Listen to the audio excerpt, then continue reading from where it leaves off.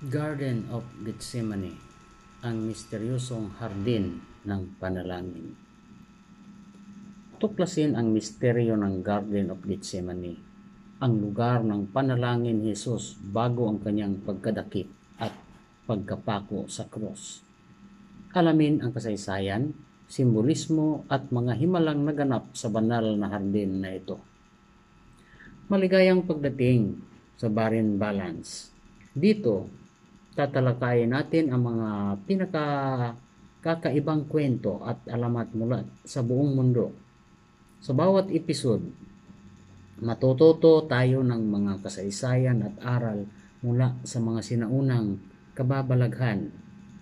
Handa ka na bang maglakbay sa nakaraan? Tara, simulan na natin. Sa tuktok ng bundok ng mga Olibo sa Jerusalem, matatagpuan ang isang hardin na may malalim na kahulugan at kasaysayan sa Kristyanismo, ang Garden of Gethsemane. Ang hardin na ito ay kilala bilang ang lugar kung saan nanalangin si Jesus bago siya dakpin at ipako sa krus. Bagamat isang lugar ng kapayapaan at katahimikan, ang Garden of Gethsemane ay puno ng mga misteryo at simbolismo na hanggang ngayon ay patuloy na pinag-aralan at pinapahalagahan ng mga tao. Ang hardin at ang kanyang kasaysayan. Ang Gethsemane na nangangahulugang press ng langis sa Aramaic ay isang lugar kung saan maraming puno ng olibo. Ayon sa mga ebanghelyo ng Bagong Tipan, si Jesus ay nagtungo sa hardin na ito kasama ang kanyang mga disipulo. Pagkatapos ng huling hapunan, dito siya ay nagdasal ng masidhi at humiling sa Diyos na ilayo ang kopa ng kanyang kapalaran. Ngunit sa huli ay sumunod siya sa kalooban ng Ama. Ang mga puno ng olibo sa Garden of Gethsemane ay itinuturing na saksi sa mga pangyayaring ito. Ang ilan sa mga puno ay sinasabing may edad na libo-libong taon, bagamat hindi tiyak kung ang mga ito ay naroon na noong panahon ni Jesus. Gayunpaman, ang kanilang presensya ay nagbibigay ng isang malalim na pakiramdam at koneksyon sa nakaraan. Mga misteryo at himala.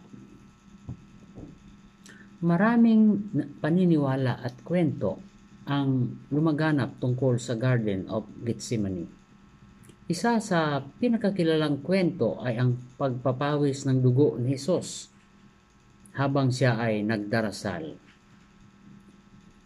Sa isang bihirang medikal na kondisyon na tinatawag na hematidrosis, ang kondisyong ito ay sanhi ng matinding stress na nagpapakita ng lalim ng pagdurusa at determinasyon ni Jesus. May mga ulat din ng mga himala na nangyari sa lugar na ito. Maraming peregrino ang nagsasabing nakakaranas sila ng espiritual na pagpapagaling at pagpapapala habang nananalangin sa hardin. Ang kakaibang katahimikan at banal na kapiligiran ng Gethsemane ay nagiging isang lugar ng pagninilay at pagbabalik loob para sa marami. Ang simbolismo ng Garden of Gethsemane. Ang Garden of Gethsemane ay hindi lamang isang lugar ng kasaysayan, kundi isa ring simbolo ng sakripisyo at pag-asa. Ang mga puno ng olibo na nagsisilbing mga saksi sa mga naganap na pangyayari ay simbolo ng kapayapaan at kaligtasan.